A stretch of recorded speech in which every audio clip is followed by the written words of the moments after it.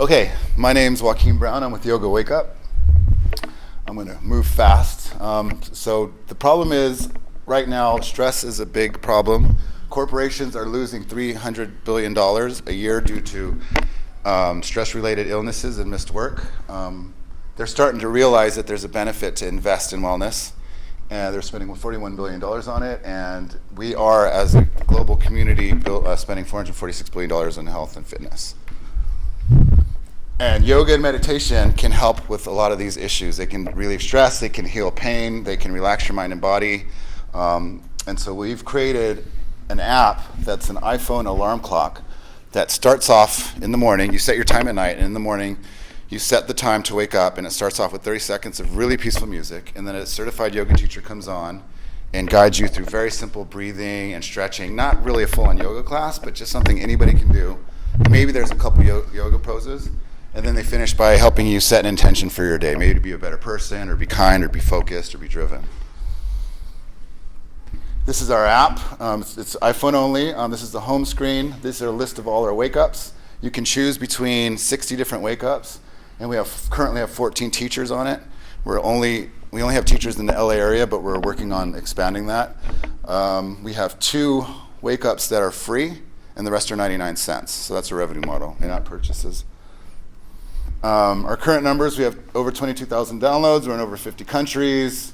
We have 500 daily active users, and we've today we've just crossed $2,000 in sales. And my wife, she's my co-founder partner. She does PR, so she's guiding us in really good magazines, Cosmo, Allure, Yoga Anonymous, Well and Good, some really good press hits, and a lot more than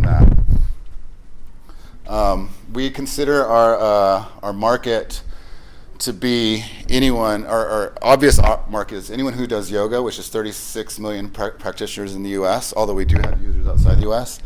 That market is growing extremely quickly. 80 million people will either already have or will try yoga for the first time this year.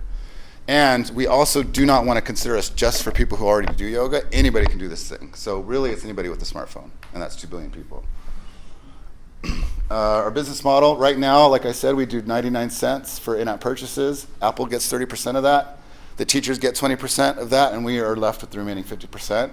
But with investment, we want to get to a subscription service where we charge $199 up front per month. And as we add more content over the years, we'll grow to $399 a month. We're also going to do sponsored wake-ups so people like Starbucks and yoga studios can provide free wake-ups for our freemium users. And the teachers will continue to get 20% after marketing. Because if we spend like $3 million on marketing and we make $4 million and they get 20%, that's going to cut into our profit. User acquisition, basically it's going to be mostly digital marketing, PR, because my wife does PR, and the other thing is just we can get digital marketing down to we want to get it down to about 25 cents an install. We're at 50 cents right now, average over the year, but I'll show you a slide that'll explain that in more detail. Our competition, these are other apps. Headspace is doing really well. They charge $14.99 a month. It's one guy, has various different meditations that you can use to be more motivated, to be more centered. These other ones are yoga streaming apps, video, so you can do yoga at home. And then a couple alarm clocks. Sleep Cycle's done really well. I think a lot of you might know that one. But nobody does what we do.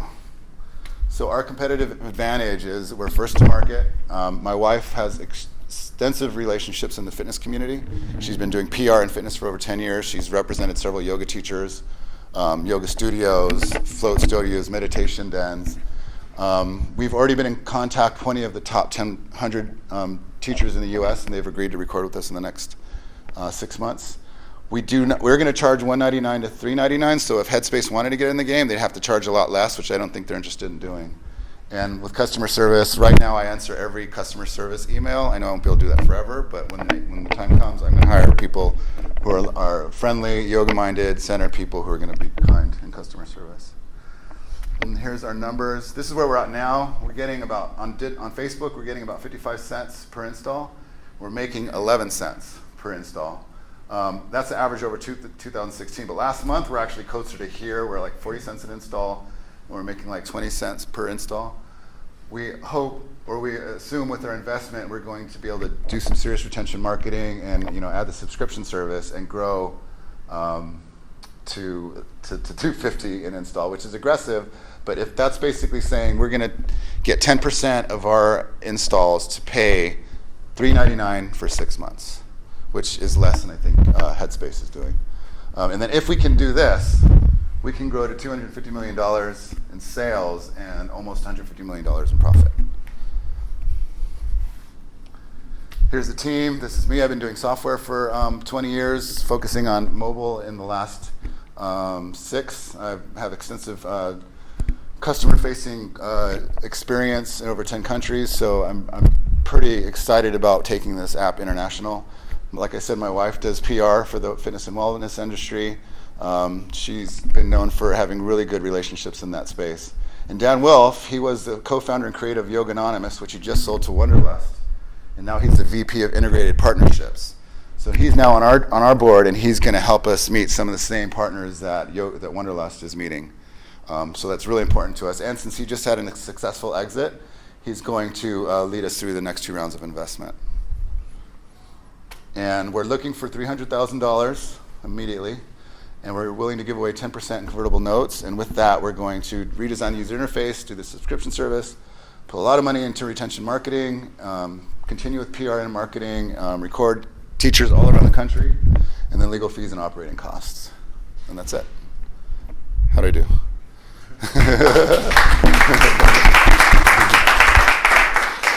Does anyone have any questions for Joaquin?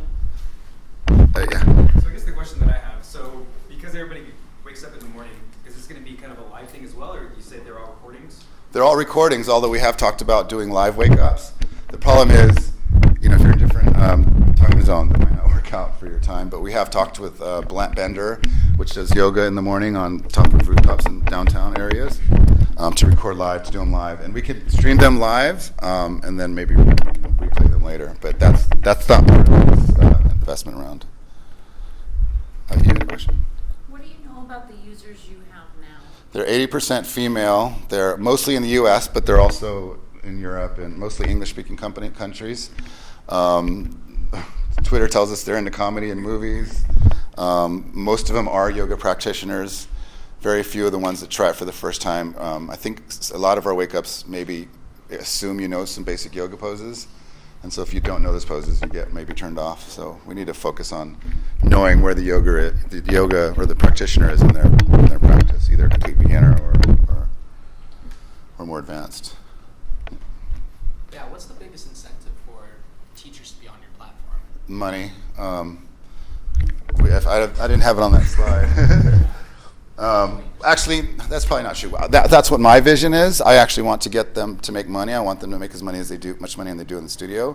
But right now, they just want to be a part of it. They want to be the first voice that their customers hear in the morning. They want to be able to set their tone for the rest of the day.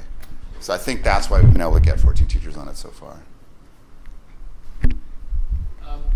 So how does this overlap or interact with a person's yoga practice if they're serious about it at other times? Like if they're maybe they go to their 11 o'clock class, how does yours complement that, or how is it separate? Is this just the wake up aspect? It's just to get out of bed. It doesn't really burn any calories. It basically, what I like it for is, like, I'm getting older, so the first thing that I feel when I wake up in the morning is my back. So I like the ones that just have me do a forward fold, and I feel better. And then, also, just telling me to be a kind person. That's why I do it. And then, I still go do yoga later. Okay, and is it how long is that? 5 to 15 minutes. 5 to 15. Yeah. And most of them are in bed. You don't even get out, and maybe you're in a seated position when you end. A couple of them, you're doing a couple down dogs. Beautiful, I like it. Yeah. Guess that's it. Cool. Thank you.